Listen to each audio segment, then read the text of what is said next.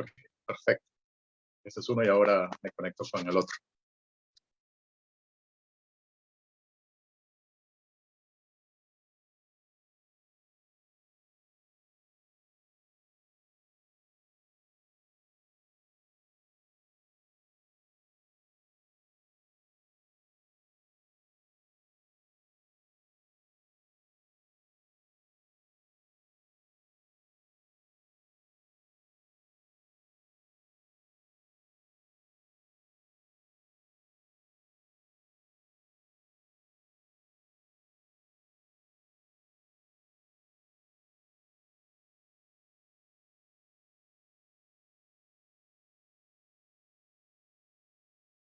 Se escucha, se escucha.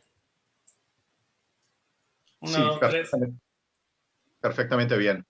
¿Sí?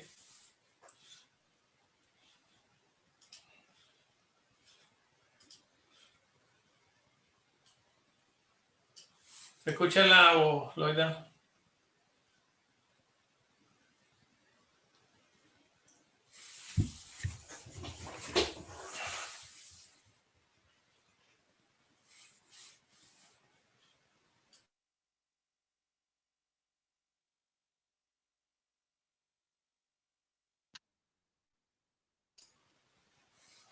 Bien, 9 de la noche, estamos aquí entrando puntualmente. Muy bien. Vamos a esperar que aquí está, vamos a meter aquí. Okay.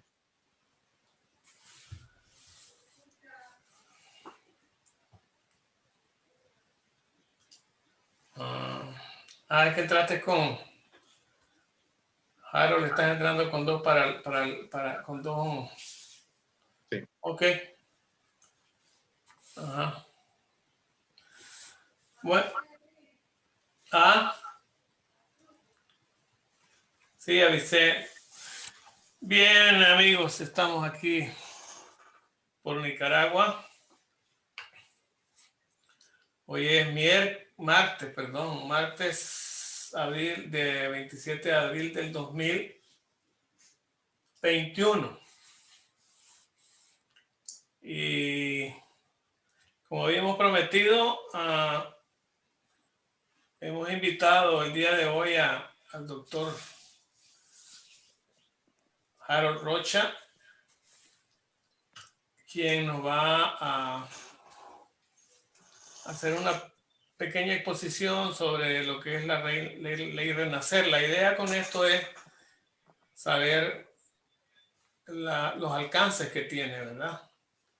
Y pues nadie mejor que Harold, que es un experto en la materia, para que nos pueda dar algunas luces de cómo es el asunto porque hemos leído la ley, pero debe haber algunas cosas que tal vez no podamos entender. Sobre todo queremos de que el público, la gente que nos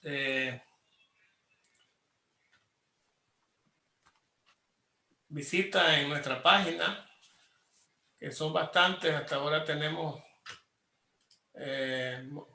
más de 8,000 personas siguiéndonos.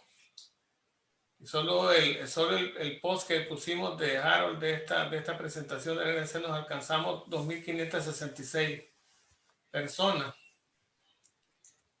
Así es que ya entró por aquí Loida Moreno, que es miembro del comité COS, Nicaragua, New York, New Jersey. Si quiere decir algo, Loida.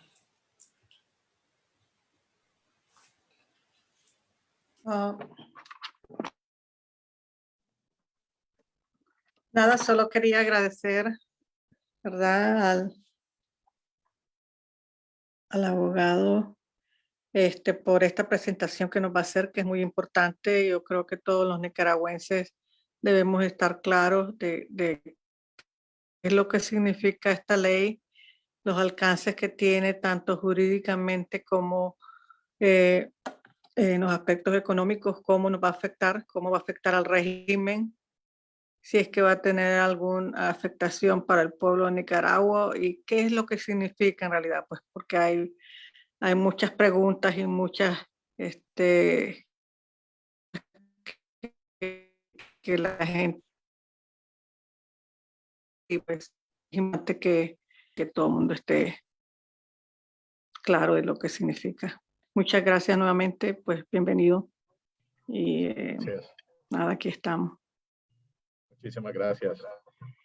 Es un placer. Es un placer estar por acá y agradezco muchísimo la invitación y la oportunidad de poder compartir con todos ustedes algunas ideas y explicaciones sobre esta ley, que es en realidad trascendental. O sea, es una ley que puede tener un alcance enorme y determinante en el proceso electoral que tenemos en Nicaragua este año. Así que idóneamente me gustaría hacer una breve exposición a explicar en qué consiste, dar un poco de contexto, relacionarla con la resolución de la OEA y luego con el contexto actual de lo que justo está pasando ahora en Nicaragua en relación a las reformas. Y luego tener un diálogo, un debate y una conversación entre todos para poder aclarar dudas y sobre todo pues, pensar cómo podemos desde el exterior apoyar a nuestros hermanos nicaragüenses que están dentro, ¿no? Así Claro. que será un placer. Gracias. Muchas gracias. Buenas.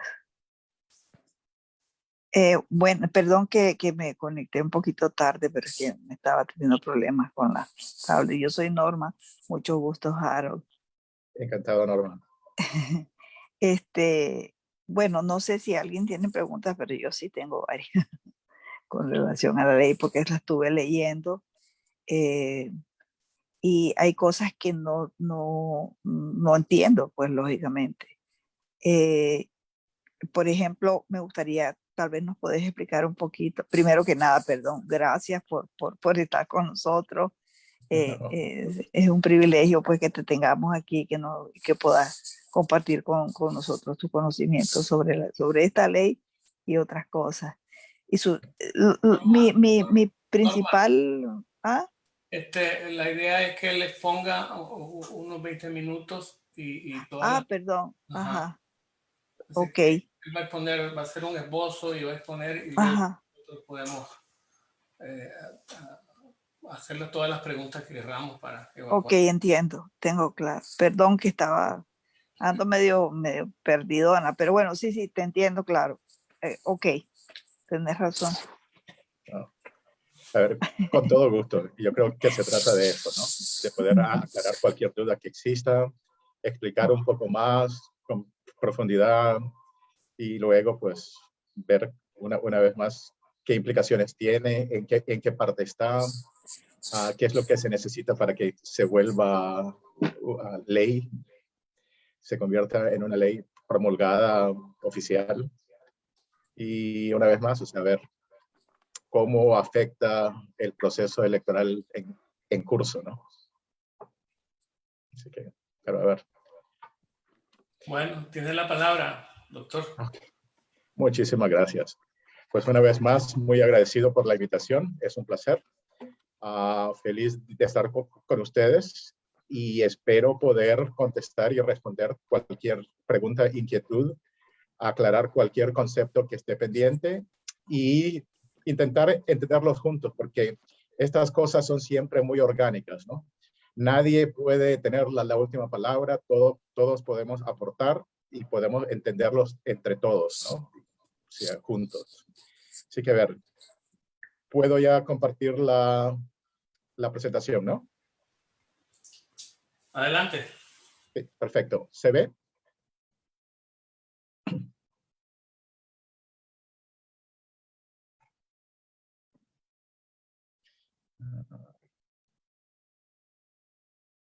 Ok, muy bien.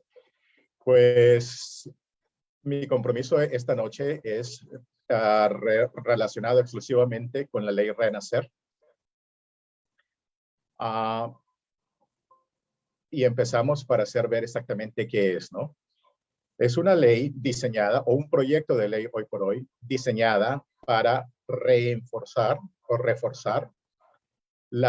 el cumplimiento por parte de Nicaragua de las condiciones que les han sido impuestas, particularmente por la resolución de la OEA, en relación a las reformas electorales que permitan la celebración de comicios o elecciones libres, justas y transparentes, que permitan una salida pacífica al conflicto sociopolítico que Nicaragua viene experimentando desde el 2018, pero que tiene raíces mucho más anteriores, ¿no?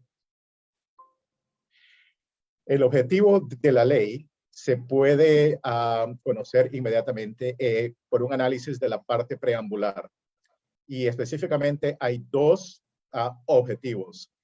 El primero es impulsar un lineamiento estratégico de las herramientas diplomáticas del gobierno de los Estados Unidos con el fin de apoyar la celebración de elecciones libres, justas y transparentes. El segundo objetivo es de reafirmar o reiterar el compromiso del gobierno estadounidense en la protección de los derechos fundamentales y de los derechos humanos del pueblo nicaragüense.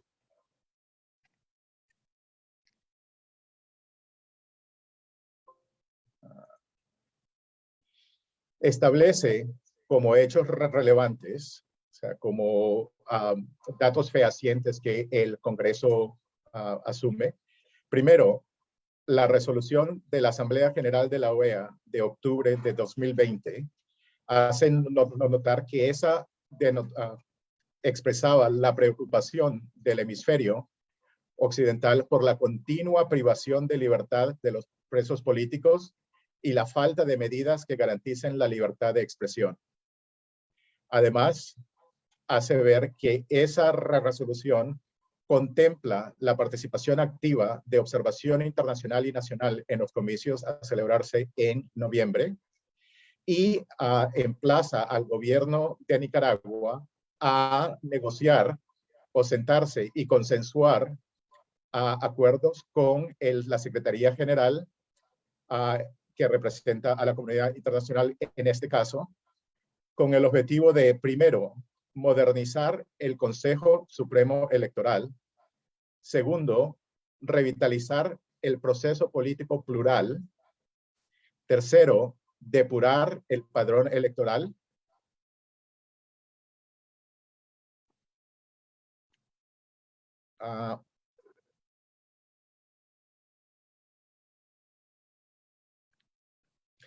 Tercero, habla o establece como hecho relevante que la comisión de alto nivel que fue conformada a raíz de la Asamblea General en Medellín en junio del 2019, en su informe lanzó una advertencia sobre lo que percibía que era el incumplimiento por parte del gobierno de Nicaragua de los llamados a restablecer los derechos, las libertades y derechos fundamentales de todos los nicaragüenses, respetar los derechos humanos y devolver las libertades que permitan el libre ejercicio de los derechos políticos.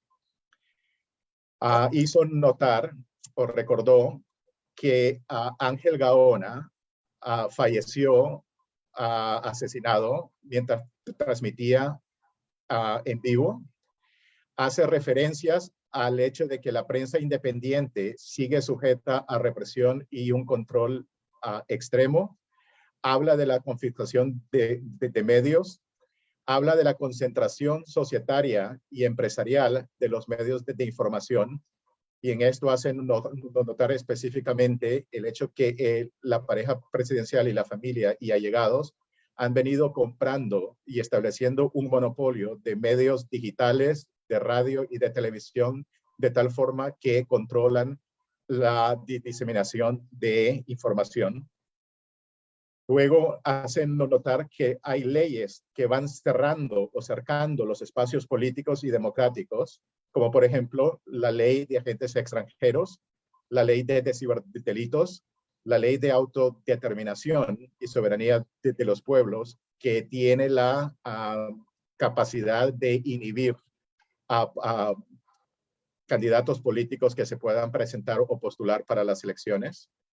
Y habla también de la reforma a la ley del consumidor, que opera de tal forma que obliga a ciertos bancos a mantener o abrir cuentas para personas que puedan haber sido sujetas a sanciones y que por tanto puede circunventar las sanciones que hayan sido impuestas por el gobierno de los Estados Unidos o de otros países aliados, incluyendo la Unión Europea, Suiza, Canadá o el Reino Unido. Luego,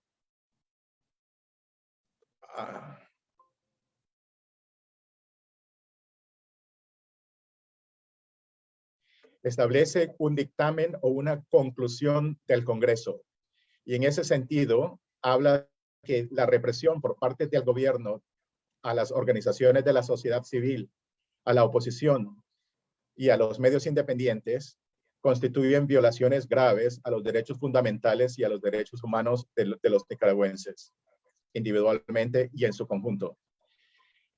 Hace ver que el Congreso condena sin reservas la promulgación de las 3 leyes que mencionábamos anteriormente. Luego, que el Congreso reconoce que elecciones que sean basadas en reformas, entre comillas, robustas, pero nosotros diríamos sustanciales o contundentes, y una observación internacional debidamente acreditada, es la mejor oportunidad para recuperar la democracia y llegar a una resolución pacífica del conflicto político y social. Luego, en su sección cuarta, esta ley propone una mayor fiscalización y control y escrutinio de la financiación multilateral que se conceda a Nicaragua. Con tal fin, busca una mayor fiscalización de los créditos y de los programas de asistencia técnica que puedan brindarle el Banco Mundial, el Banco Interamericano o el Fondo Monetario.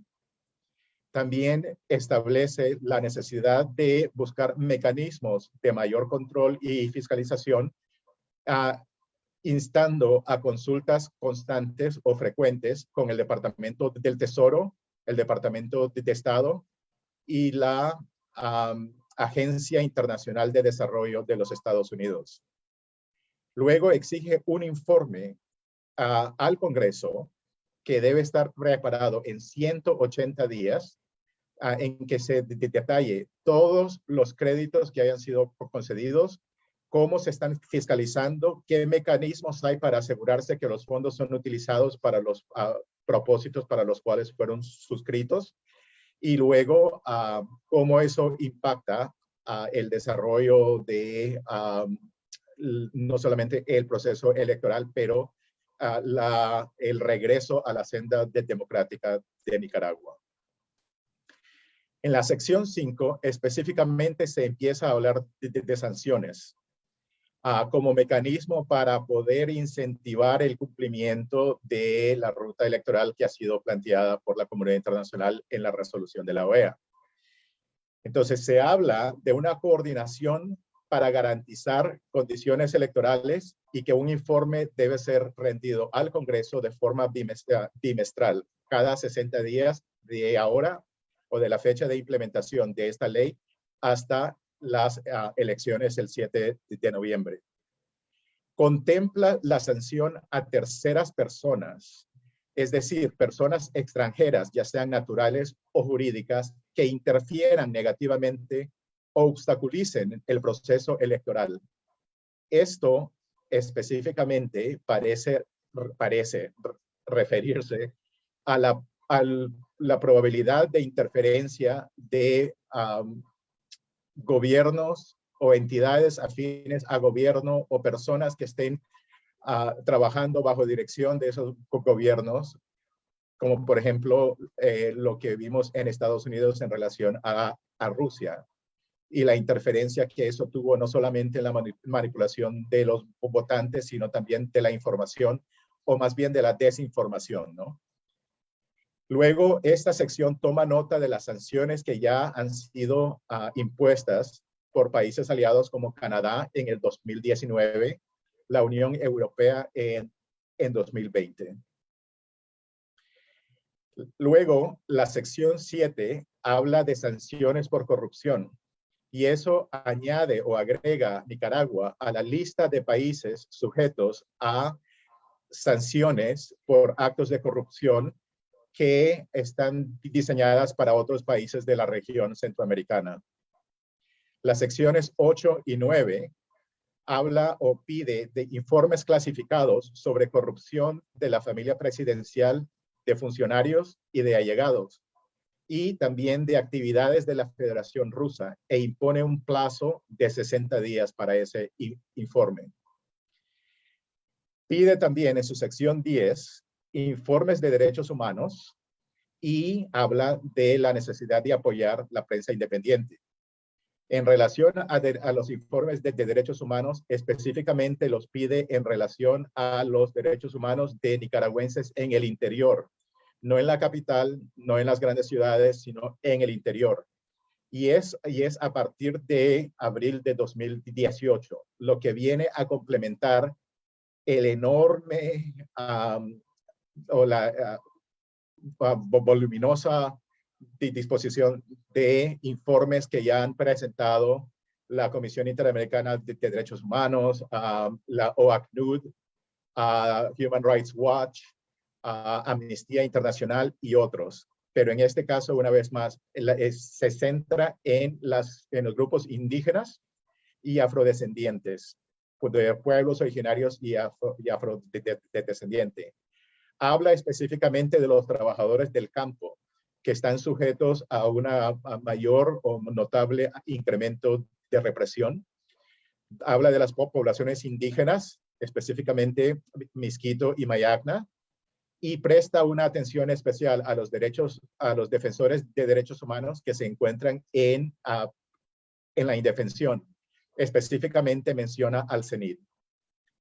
Luego su sección número 11 o 11ª, pide apoyo para la prensa independiente y pide un informe para ver exactamente en qué condiciones está y qué medidas se están adoptando para asegurar o garantizar que la prensa independiente, tan esencial para el ejercicio democrático, puede operar libremente.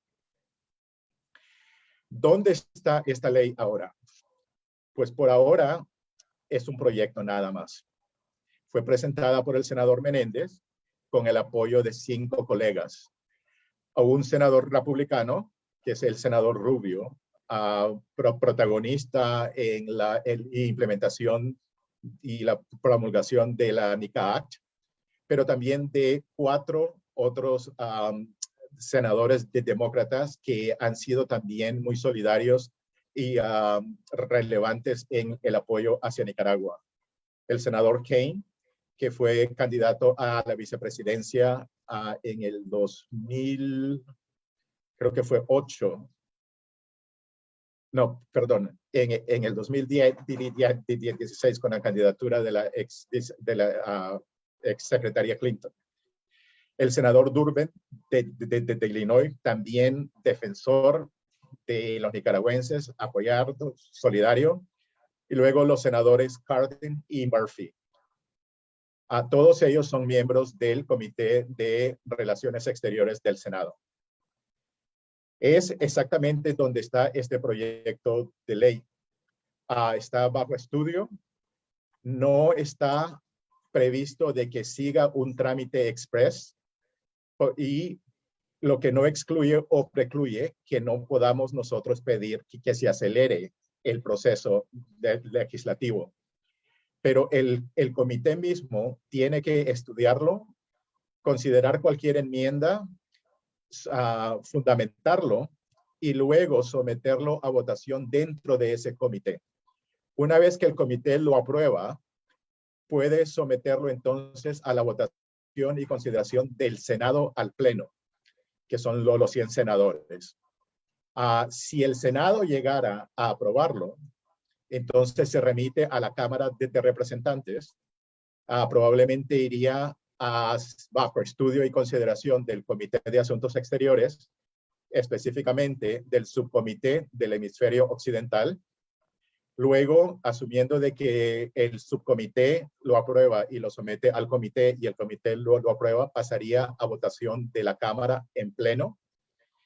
Si la Cámara aprueba una ley que es exactamente igual al texto que le envió el Senado, entonces se pasa inmediatamente al escritorio del presidente para que lo firme y eso ya lo promulga como ley, tiene valor de ley. Si el texto es distinto, entonces hay un proceso en el cual hay que compaginar u homologar los dos textos de tal forma de que sea un texto único o uniforme y luego ambas cámaras tienen que volver a votar, aunque eso suele ser un acto bastante simple y protocolario y directo. Y entonces sí se puede enviar al presidente para que lo firme. ¿Qué importancia tiene? Pues una vez más, refuerza enormemente la ruta electoral delineada por la OEA y la comunidad internacional como la ruta para lograr esa solución pacífica al conflicto, pacífica y democrática. Luego es una ley que da un apoyo institucional a la OEA bastante considerable. Y para eso basta recordar que en la misma sesión del Comité de Relaciones Exteriores del Senado, en el que se habló y se presentó esta ley, invitaron al secretario general a dar testimonio ante el comité.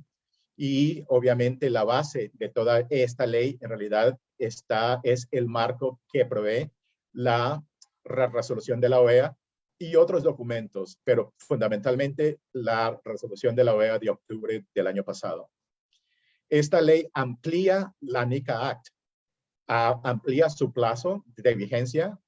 La NICA Act se centraba en derechos humanos y en corrupción. Y esta ley viene a agregar un tercer componente que es cualquier interferencia con el proceso electoral.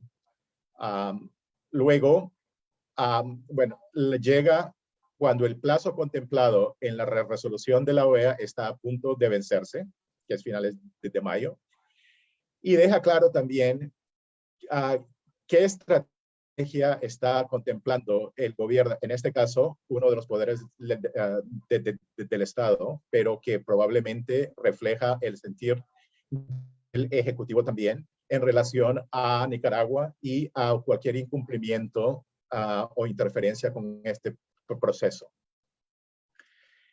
Luego, prevé aspectos geopolíticos. Específicamente menciona las operaciones o las actividades y la presencia rusa o de la Federación Rusa y su posible interferencia en el proceso electoral. Y esto cobra mayor relevancia cuando hemos conocido hace un par de días de la llegada de un avión ruso con 40 funcionarios, de los cuales 20 se quedaron por lo menos unos días más, solamente 20 salieron. Y la gran incógnita es qué llegó a ser ese avión, con qué objeto y por qué llegó ahí, ¿no? Luego toma nota de las consecuencias socioeconómicas en la región, sobre todo en el Caribe, tras los 2 huracanes del año pasado. Y eso es importante porque abre la puerta para incidencia en otras áreas, como por ejemplo pedir un TPS para los nicaragüenses. Y luego pone énfasis en la libertad de prensa, en la necesidad de proteger a los defensores de derechos humanos, y como mencionábamos antes, menciona específicamente al CENIP. Luego pide informes contundentes, claros, con plazos específicos a cumplir, de 60 días a 90 días, en ciertos casos 180 días en otros, sobre derechos humanos de los pueblos indígenas y afrodescendientes. Pero sobre todo, como decíamos al principio, esta ley llama a alinear todas las herramientas diplomáticas de todo el gobierno de los Estados Unidos, incluyendo el legislativo y el ejecutivo, y seguir una estrategia multilateral que busque la coordinación con Canadá, con la Unión Europea y con otros países aliados del hemisferio. ¿Dónde encaja esta ley o esta propuesta de ley en el contexto actual? Pues una vez más, va directo y va de la mano con la resolución de la Asamblea General de la OEA. Esa resolución buscaba el restablecimiento de las instituciones democráticas, el respeto de los derechos humanos en Nicaragua mediante elecciones libres y justas. Contempla que eso se da a través de reformas electorales que permitan que esos comicios puedan contar con el reconocimiento de la comunidad internacional y, sobre todo, más importante, la legitimación de parte del pueblo nicaragüense.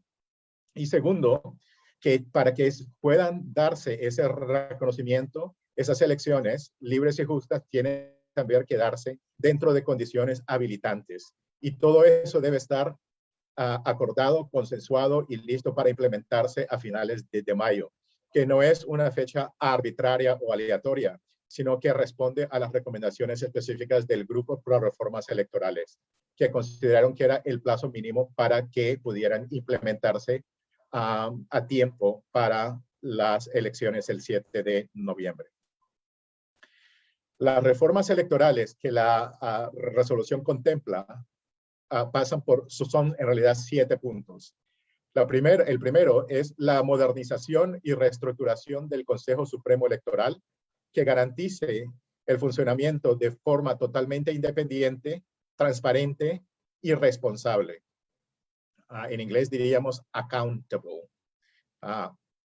El segundo es que sea un proceso político o se prevea un proceso político pluralista que conduzca al ejercicio efectivo de los derechos civiles y políticos de los nicaragüenses, incluyendo los derechos de reunión pacífica y la libertad de expresión, así como al registro abierto o la inscripción abierta, incluyendo la concesión de personería jurídica de nuevos partidos políticos.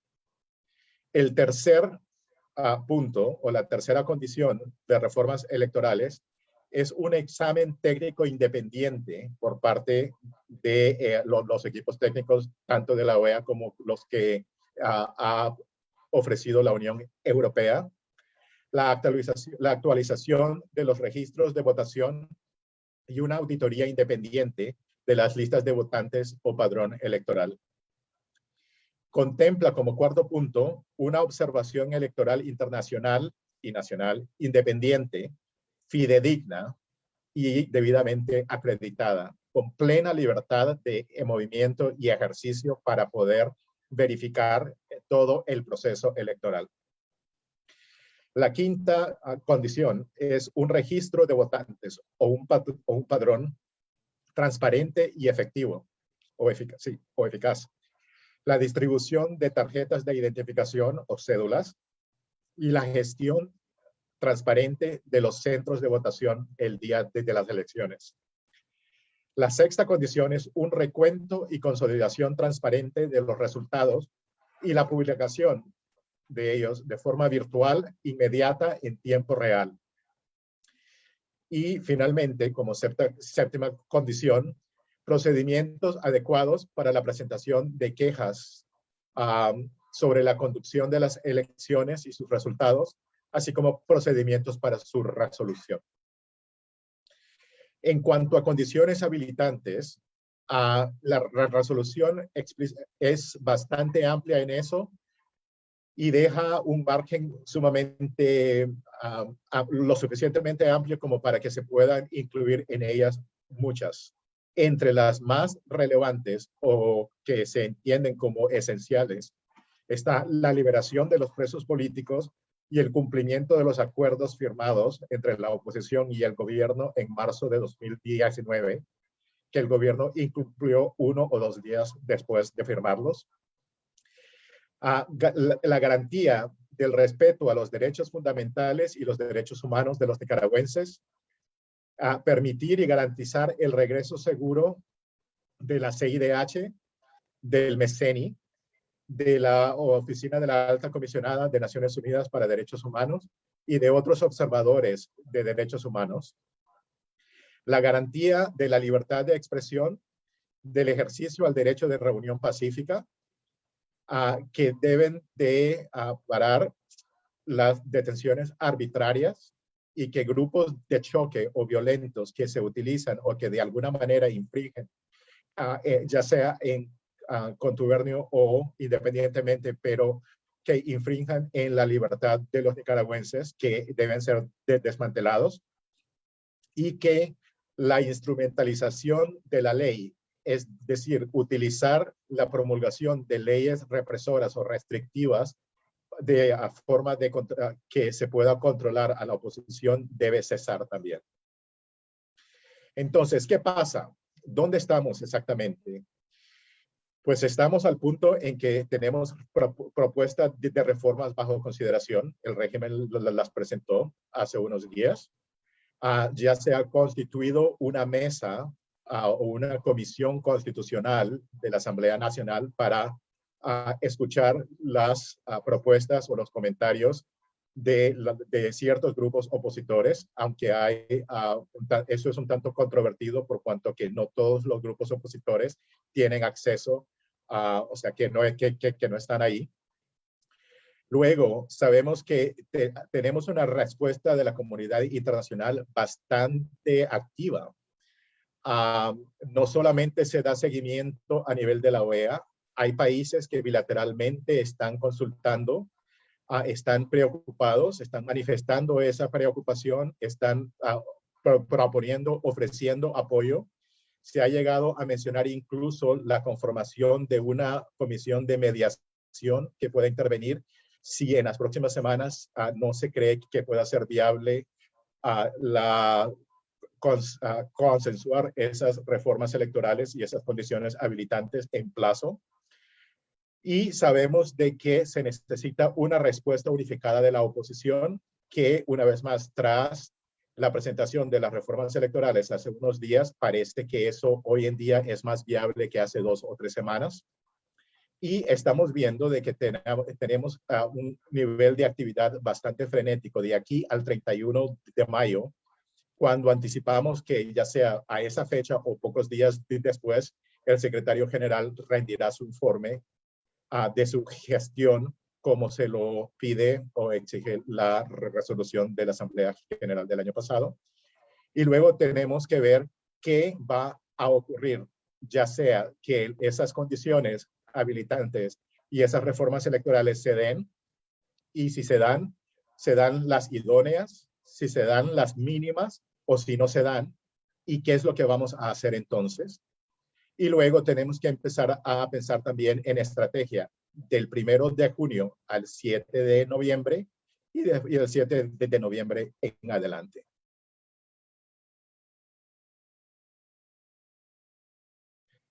Así que con eso me gustaría entonces abrir el debate o la conversación y responder a cualquier pregunta que esté por ahí y aclarar cualquier punto y escucharles a ver qué piensan ustedes también.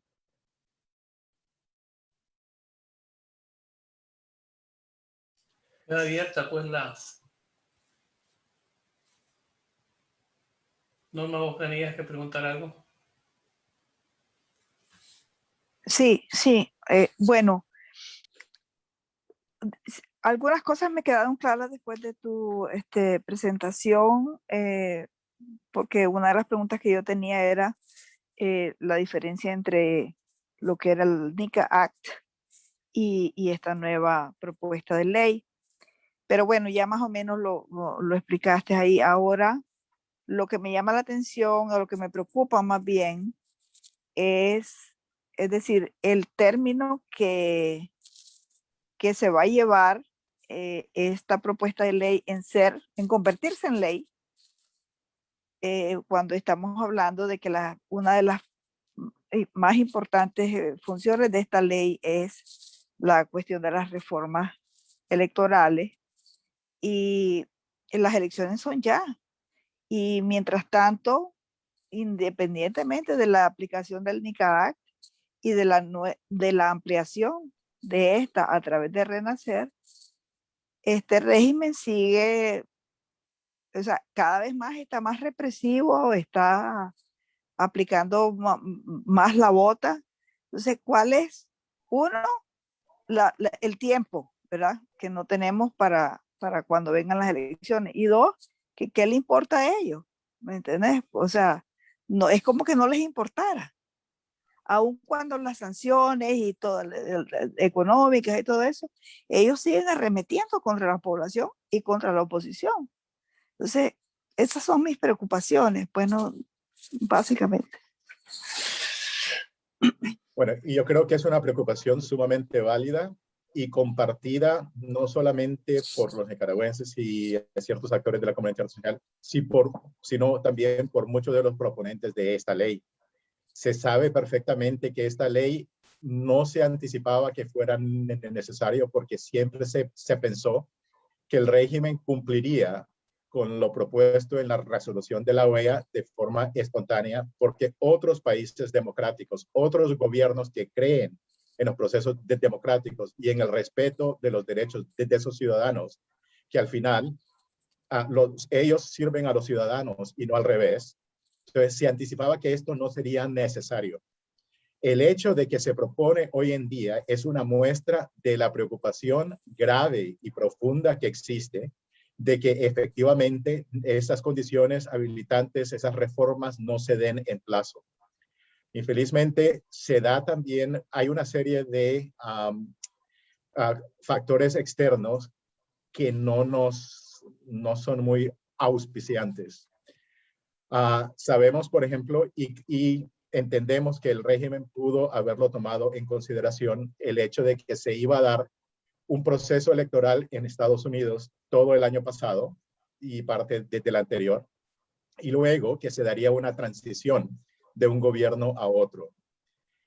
Y en ese sentido, se ha comentado mucho que el régimen anticipaba, primero había calculado de que por viejas amistades o viejas afinidades ideológicas, que los demócratas serían sumamente indulgentes con ellos y que permitirían que fundamentalmente ellos hicieran lo que quisieran.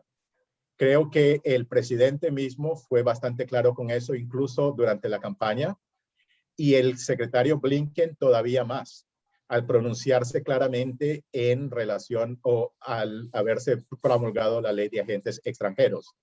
Luego, otros funcionarios y miembros de gobierno han sido igualmente claros de que Nicaragua debe de cumplir con la resolución de la OEA y que aquí no hay nada que negociar. O sea, se cumple o no se cumple, pero deben cumplirla, es la obligación. Infelizmente, también sabemos de que hay límites en cuanto a lo que la comunidad internacional puede hacer, puesto que Nicaragua, al final de cuentas, es un país soberano. El sistema interamericano, por ejemplo, puede exhortar, apoyar, pedir, sugerir, recomendar, pero llega un momento en que no tiene la potestad como la tendría, por ejemplo, la Unión Europea como uno de sus Estados miembros, de exigir el cumplimiento más allá de la retórica y de los mecanismos diplomáticos contemplados en los instrumentos interamericanos, que son la Carta de la OEA y en este caso la Carta Democrática. Llega un punto en que hay límites para eso.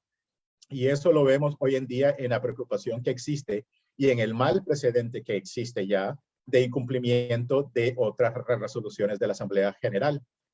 Mencionábamos el hecho de que el gobierno de Nicaragua no permitió el ingreso de la comisión de alto nivel que fue conformada a raíz de la Asamblea General en Medellín en 2019. Y eso, o sea, ese precedente está ahí en la mente de casi todos los que estamos de alguna manera siguiendo esto de cerca, porque hasta el momento el gobierno de Nicaragua no le ha extendido una invitación ni a la OEA, ni a la Unión Europea, ni a ningún otro país aliado para que participe en el proceso electoral como observadores, garantes, en apoyo técnico, etcétera, etcétera. Y sin esa invitación, Nicaragua, el gobierno de Estados Unidos, el gobierno de Canadá, el gobierno, o sea, la Comisión Europea, ningún país aliado y mucho menos la OEA pueden ingresar a Nicaragua, infelizmente. Entonces, parte de la estrategia que se menciona que puede explicar por qué no tenemos mayor conocimiento de dónde están las negociaciones, hacia dónde van, a pesar de que ya llevamos más de 6 meses desde que se aprobó esa resolución y estamos apenas a unas semanas para que se venza el plazo.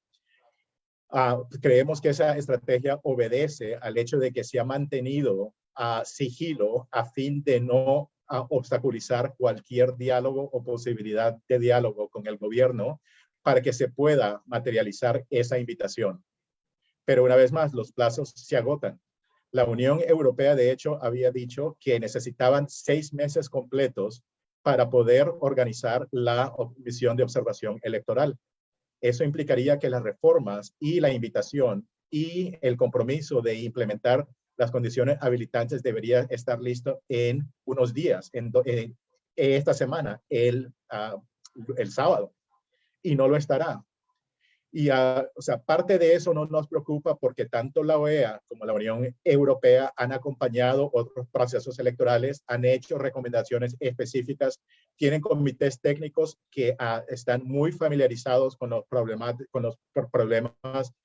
electorales en Nicaragua, las áreas de reforma, lo que hay que exigir, lo que se puede esperar, las expectativas. Entonces, no es que van a estar aprendiendo una vez que reciban la invitación. Han estado trabajando no solamente dentro de las actividades de apoyo para este ciclo electoral, sino en base a las recomendaciones y las experiencias de otros ciclos electorales previos. Entonces, sabemos de que eso está ahí, pero una vez más, estamos a días de 1 de mayo y a unas 5 semanas para que se venza el plazo y el gobierno de Nicaragua no da la más mínima indicación de que esa invitación se va a cursar. Sabemos que en diciembre, allegados al régimen, fundamentalmente el excomandante o comandante Arce, había hablado de que estos temas no se empezarían a debatir o a analizar hasta en mayo. Quizás se adelantaron un poco porque ahora han hecho 2 cosas que hasta hace unas semanas no se creían posibles. Una es que han presentado una propuesta de reformas electorales controvertidas, imperfectas, insuficientes, pero la han propuesto. Y segundo, que este fin de semana liberaron 5 presos políticos de Ometepe, lo cual da una señal que a lo mejor eso sí va a ser factible, pero no sabemos. Entonces, quienes practican incidencia internacional y quienes están siguiendo estos procesos de cerca, tienen que trabajar con una doble estrategia. Una es asumiendo de que las reformas no se darán y una vez más asumir que si se dan serán insuficientes y luego que habrá decisiones a tomar la comunidad internacional para ver si seguirán apoyando el proceso y si podrán luego reconocer y dar por legítimos los resultados. Y obviamente el pueblo nicaragüense y la oposición que tendrá que decidir si van a continuar, si van a participar y si van a poder, como dicen muchos, participar para poder documentar el fraude y luego poder decidir si reconocen los resultados y qué otras medidas se pueden tomar. Entonces, estamos justo ahí y preocupa porque todas estas iniciativas pues no son perfectas, tienen limitantes que las impone el derecho internacional y no pueden ir más allá. Pero lo que ellos pueden hacer, yo creo que se ve claramente que hay disposición para hacerlo. La Unión Europea ha indicado de que ellos están preocupados siguiendo esto. Hay un embajador de la Unión en Managua que debe de informar a diario. La mayoría de los países aliados que conforman el grupo de trabajo del Consejo Permanente para Nicaragua, en la OEA, por ejemplo, también tienen embajadas o representantes diplomáticos, algunos en Costa Rica, que son concurrentes en Nicaragua, pero gente que está siguiendo esto muy de cerca y sobre el terreno. Y además, obviamente, hay miembros de la oposición, ya sea institucionales o personas naturales, que vienen trabajando esto de forma intensiva desde hace 3 años, pero probablemente antes de eso también. Entonces, no es que la comunidad internacional no esté preparada para actuar. Lo que pasa es que yo creo que hay que manejar un poco las expectativas para no despertar la ilusión de que se va a poder conseguir más de lo que el ordenamiento jurídico internacional permite. Y ese es algo que yo creo que tenemos que manejar para asegurarnos de que actuamos en consecuencia. Hace unas semanas pedíamos encarecidamente la unidad o unificación de la oposición, porque veíamos que eso no se trata solamente de unificar en relación a buscar un candidato único o un partido único o una casilla única, sino que era necesario unificar para poder tener una respuesta más sólida que pudiera en realidad equilibrar un poco más la correlación de fuerzas políticas dentro del país a fin de poder lograr estas condiciones habilitantes, estas reformas que no son posibles o viables mientras el régimen siga diciendo de que no hay unidad y que no tienen claro quién es o quiénes son los interlocutores de parte de la oposición. Hoy en día estamos más cerca de eso.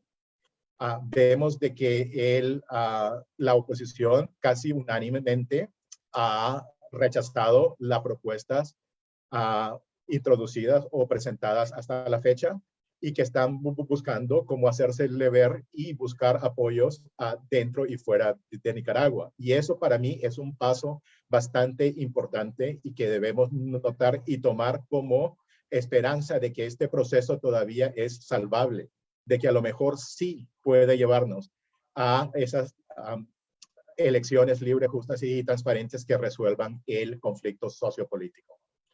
Así que ahí estamos. Yo tengo claro de que esta ley a mí me hubiera gustado mucho también que se hubiese presentado en trámite expedito, en trámite express, para que pudiera ir más adelantada. Dentro del rango de posibilidades, efectivamente, como muchos comentaristas han apuntado, se pudo haber tramitado en un plazo de 45 días.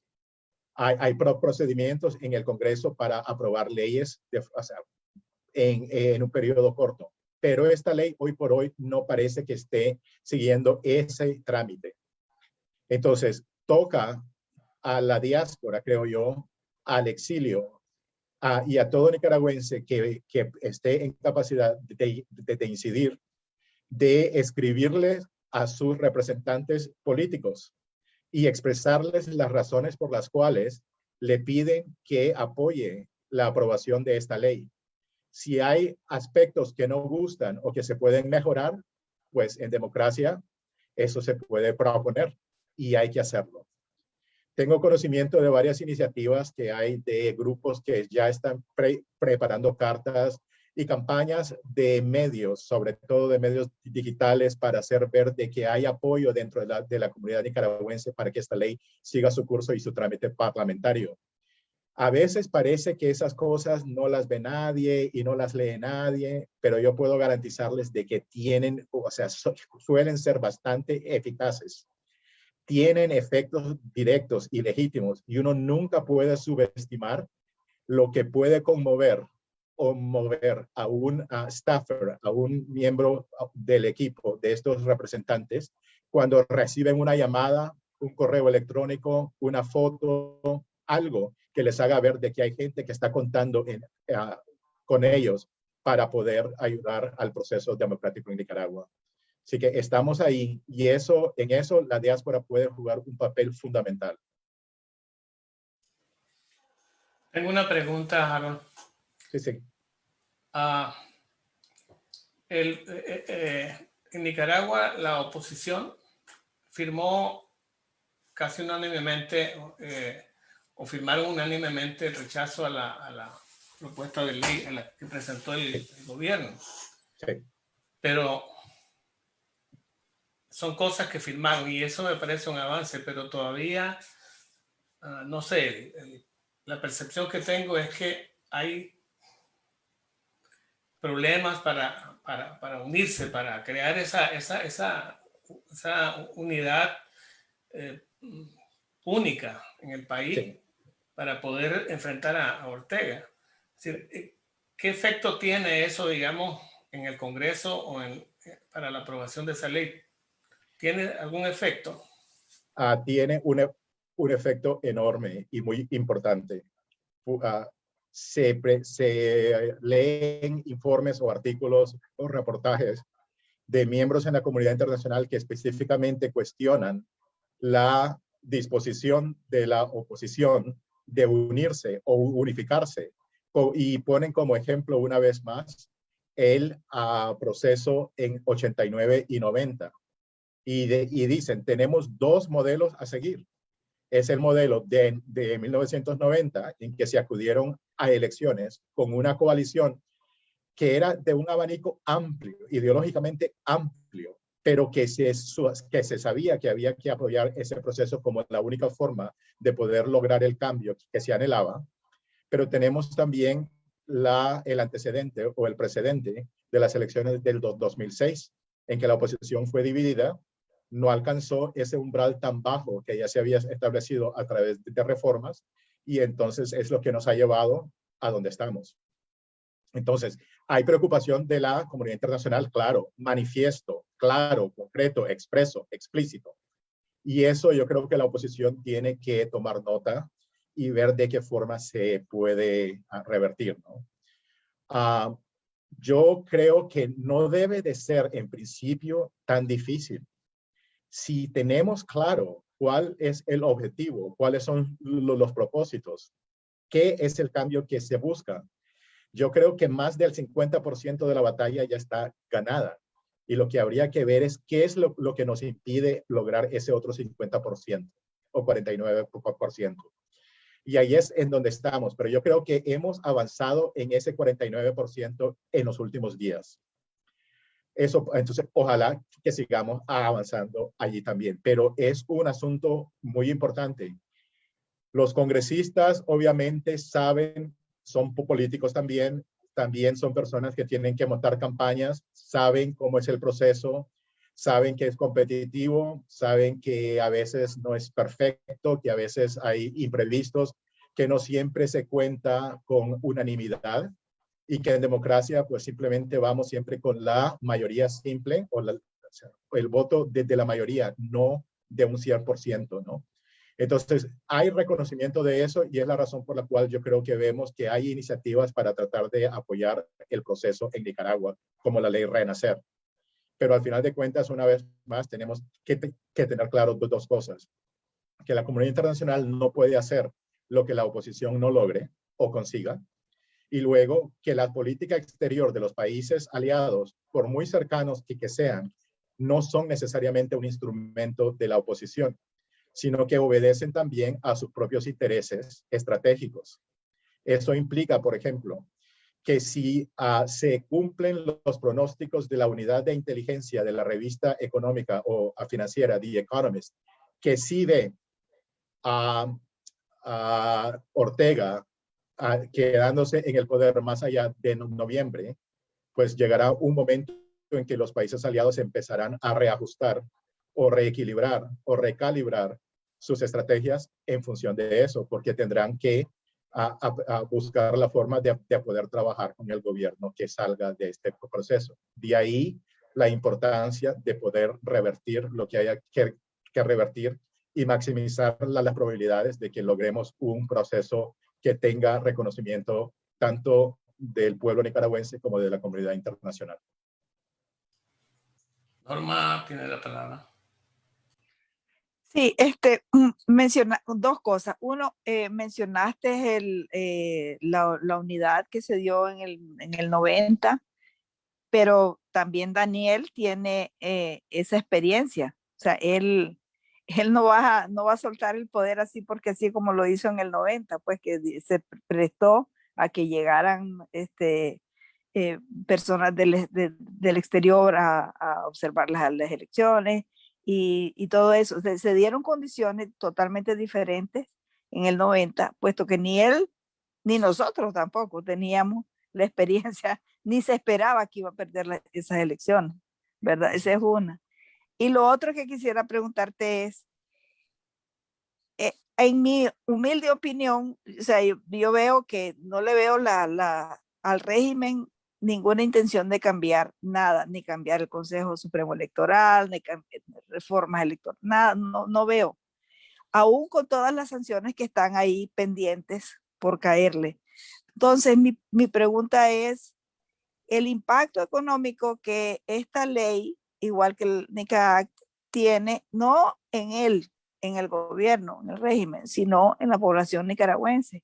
Es importante saber esto y lo pregunto porque nosotros tenemos que estar claros de esos aspectos para perder el miedo a apoyar estas iniciativas, ¿verdad? Y que no nos vendan mentiras, sino que saber exactamente qué los estamos metiendo y saber que vamos a apoyar un proyecto que nos va, al fin de cuentas, a servir a nosotros, a Nicaragua y a la democracia. A ver, son dos puntos sumamente importantes y excelentes. Efectivamente, se sabe de que las condiciones no son iguales. O sea, ni el pueblo nicaragüense es el pueblo de 1990, ni el gobierno lo es, ni otros miembros de la sociedad civil lo son, ¿no? Entonces sabemos que las condiciones no son iguales. Sabemos que esa experiencia sirvió para diseñar e implementar estrategias precisamente que permitieran afianzarse en el poder y no soltarlo. Hay informes, hay artículos, hay documentos que específicamente hacen ver esto con claridad y no es ningún misterio para nadie. Y precisamente yo creo que la razón por la cual hay esa, hasta cierto punto, arrogancia, diría yo, ¿no? Rebeldía en que no van a hacer concesiones y eso, y que van a buscar cualquier manera de poder afianzarse y quedarse en el poder. Yo creo que obedece a que ellos aprendieron su lección y buscaron la forma de asegurarse que no les volvía a ocurrir. Estamos claros con eso. No obstante, también tenemos otros, o sea, hay otros factores que no estaban presentes en 90 tampoco. Tenemos hoy en día herramientas tecnológicas, por ejemplo, que permiten un mayor control democrático de los ciudadanos hacia su gobierno. Hoy por hoy podemos documentar abusos y violaciones de derechos humanos y de derechos fundamentales. Podemos transmitir en vivo a todo el mundo en tiempo real lo que querramos. Tenemos acceso a eso y yo creo que eso permite o sea, una mayor seguridad de parte de los ciudadanos en cuanto a su capacidad de poder exigir e incidir. Entonces, eso permitiría, una vez más, que el proceso electoral se pueda organizar bien, de tal forma que siga los estándares internacionales y que pueda ser reconocido en un tiempo muchísimo más corto. Eso nos permite también buscar los apoyos necesarios, internos y externos, para ver y buscar la forma de que el régimen, en efecto, haga las concesiones necesarias para que eso sea factible. Hay escepticismo en eso y las razones son de sobra conocidas. Y hay cosas que no podemos cambiar. Si bien la atención del mundo en esta última etapa ha sido a partir de los sucesos del 18, estructuralmente muchas de estas cosas se vienen gestando desde mucho antes. No solamente a raíz de 1990 o 91, sino también de antes, del propio 79.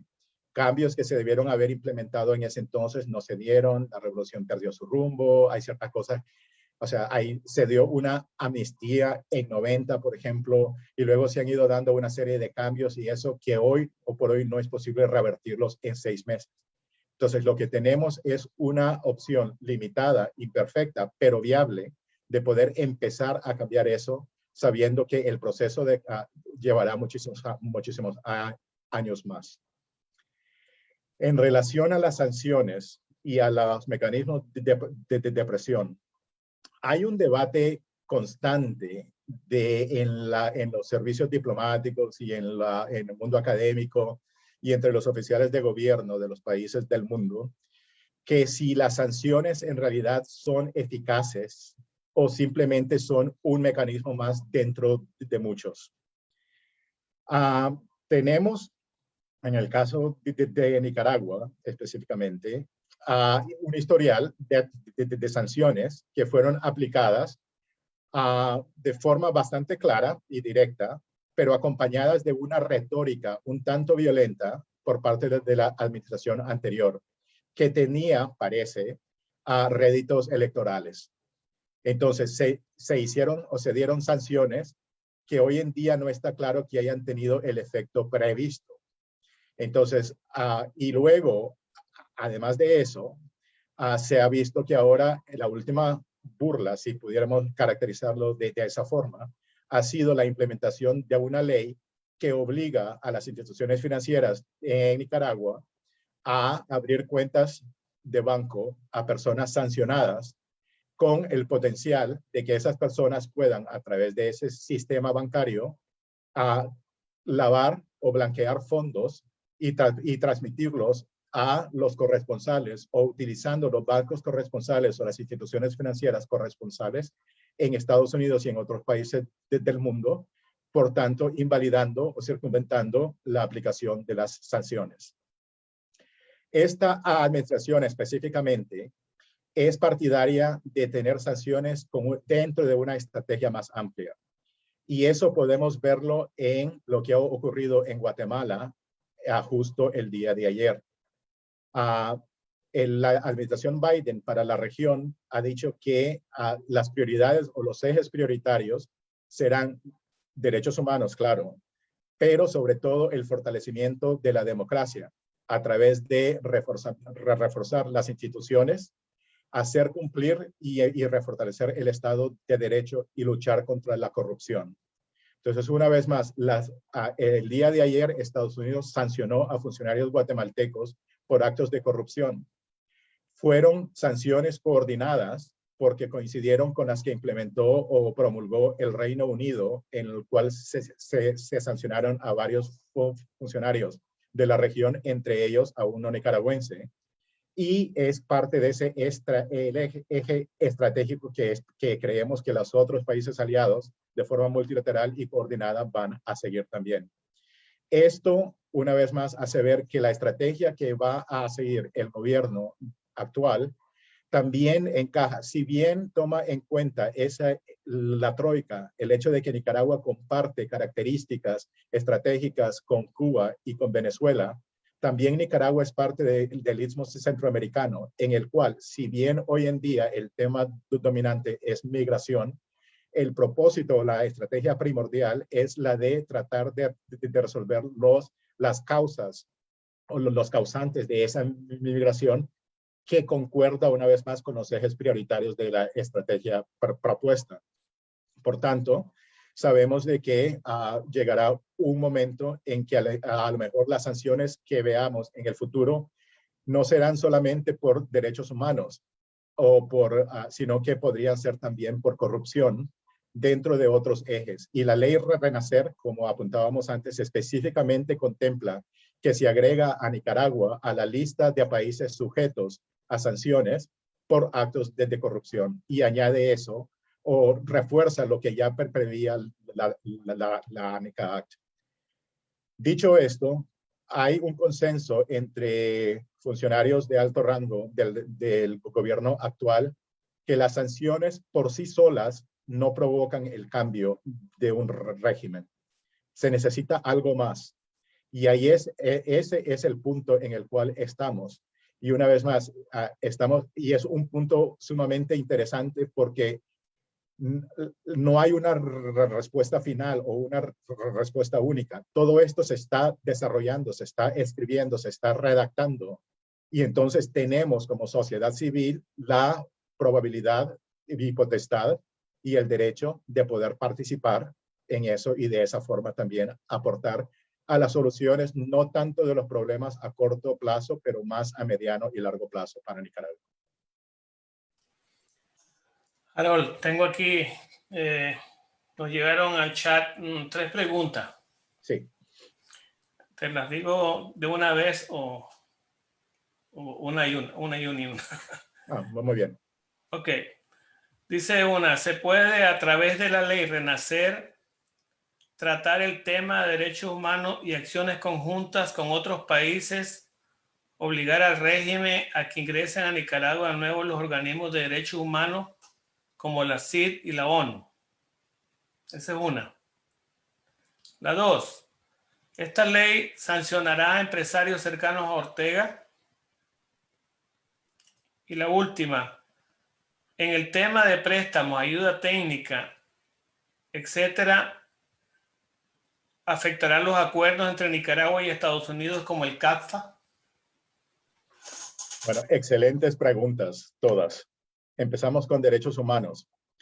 A ver, yo creo que hay que recordar que hay una serie de instrumentos que exigen el cumplimiento al respeto de los derechos humanos por parte de los estados en la comunidad internacional. Tenemos, obviamente, la Carta Democrática, tenemos instrumentos jurídicos en el sistema interamericano, pero además tenemos convenciones internacionales, tratados, y luego acuerdos a los que se han llegado con organismos precisamente como el Consejo de Derechos Humanos, de la ONU, la Oficina de la Alta Comisionada, la CIDH, la propia OEA en estos temas. Entonces, la ley en sí no se utiliza con ese fin, pero esta ley viene a reforzar todos los esfuerzos que hay para asegurarse que Nicaragua o los ciudadanos nicaragüenses pueden volver a confiar en que sus derechos humanos van a ser respetados y protegidos. Así que eso que no quepa duda alguna.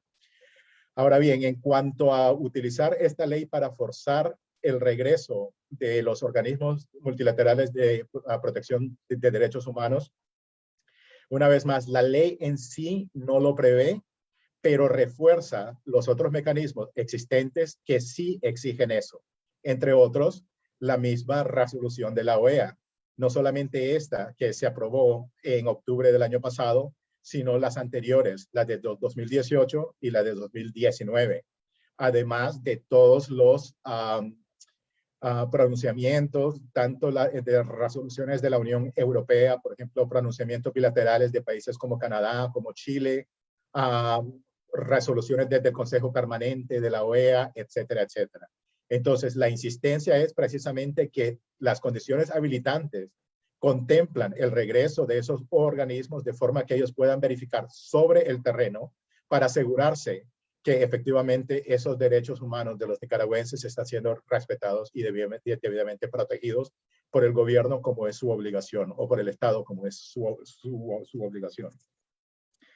En cuanto a las sanciones, a ver, yo creo que sí, efectivamente, en el punto en que esta ley explícitamente recoge que amplía el régimen de sanciones para incluir actos de corrupción y que contempla las sanciones a terceras personas que interfieran de alguna manera en el proceso democrático, en este caso en la celebración de estas elecciones. Eso viene a reforzar lo que ya contemplaba la NICAAC, que sí permite esas sanciones. Obviamente son sanciones que siempre están bien fundamentadas. No se puede en este aspecto simplemente ir con la sospecha de que tal persona puede haber participado en. Siempre hay que documentarlo bien y yo estoy seguro que las personas que toman estas decisiones estudian esto exhaustivamente y no actúan hasta que ellos saben, casi como los umbrales jurídicos en casos penales, que es más allá de una duda razonable de que lo que se cree en realidad es así. Entonces son estándares bastante altos que requieren un estudio minucioso, exhaustivo, detallado, y si se llegara a presentar evidencias que hay empresarios que han participado en eso de alguna manera, pues una vez más, yo creo que esta ley amplía las herramientas con las que contará el Ejecutivo estadounidense para poder actuar en consecuencia. Entonces yo creo que en eso estamos seguros. En cuanto a a los créditos multilaterales y la ayuda que es, o sea, y las repercusiones de esta ley en cooperación externa de cara al futuro. A ver, ya la NICA Act recogía un sentimiento, una sensación o un dictamen del Congreso que toda medida que fuese adoptada debía de procurar en la medida de lo posible no afectar directamente al pueblo nicaragüense, sino a las personas que dieran razón o motivo para la sanción. Y eso implica de que hay exenciones o excepciones de asuntos humanitarios para poder suspender el mecanismo que de otra manera llevaría a la sanción en casos específicos. Entonces, por ejemplo, ya en la NICA Act se recogía, si hay un crédito que se pide a los organismos multilaterales que va a llenar o cumplir con una función humanitaria para la mayoría del pueblo nicaragüense, pues Estados Unidos no interferiría con eso. Y cuando se dice que Estados Unidos interferiría en eso, es que obviamente Estados Unidos es uno de los socios, si no el socio mayoritario de buena parte de los organismos multilaterales de financiación y por tanto tiene peso en las decisiones que toman para la concesión de créditos. También se sabe de que hay situaciones extremas en las cuales sería muy injusto castigar al pueblo nicaragüense, por ejemplo, impidiendo o prohibiendo la concesión de cooperación externa a través de AID. Entonces, tenemos ahora la emergencia que implica la pandemia. No se puede esperar que el Banco Centroamericano o el Banco Interamericano o el Banco Mundial o el Fondo Monetario no concedan créditos. Lo que sí esta ley contempla, pero además no es que lo contempla esta ley, sino que ya hay medidas que se vienen implementando en ese sentido, es que habrá muchísima más fiscalización, escrutinio, control, estudio y en la medida de lo posible la participación de otras personas que puedan dar fe que efectivamente los fondos han sido, primero, debidamente justificados para que puedan ser concedidos los créditos y segundo, que van a ser utilizados para los propósitos para los cuales fueron suscritos. Entonces, hay que tener, yo creo, confianza en que hay suficientes entidades y personas y grupos trabajando en esto de tal forma que tanto la cooperación como los créditos que se vayan a conceder en el futuro van a llegar al pueblo nicaragüense, que es en realidad quien debe ser el beneficiario de esos mismos. Así que creo que eso está sobre marcha y yo creo que en eso podemos estar tranquilos porque eso yo creo que se va a dar irrespectiva de cualquier progreso o falta en relación a los temas electorales. Bueno, Harold, excelente. Muchas gracias. Muchas gracias por aceptar la invitación para aclararnos muchas cosas, no solo de la ley Renacer, pues fue tan amplio y esperamos volverte a tener por aquí. Muchísimas gracias. Es un placer y lo será nuevamente. Y los felicito por estar pendiente de temas como estos que son tan importantes. Sí, la coordinadora del comité quiere despedirse. Buenas noches a todos. Quiero agradecer, ¿verdad?, al señor Harold. Gracias por la disposición de tiempo y el espacio que nos dio para presentar y explicar de manera tan detallada y clara lo que es la ley Renacer. Asimismo, queremos dar gracias a todas las personas que participaron y a las que se van a unir posteriormente en este video. Sabemos que como nicaragüenses, cualquier plataforma, cualquier espacio donde podamos participar y aportar, ¿verdad?, nuestro granito de arena en torno a esta lucha, pues es más que válido. Así que muchísimas gracias a todos por su participación y nuevamente, Harold, infinitas gracias por tener esa apertura con el comité. Gracias a ustedes, Raquel. Muchísimas gracias. Y a todos por participar y acompañarnos también. Gracias. Buenas noches a todos. Buenas noches. Buenas noches. noches, gracias. Saludos. Gracias. Gracias, buenas noches.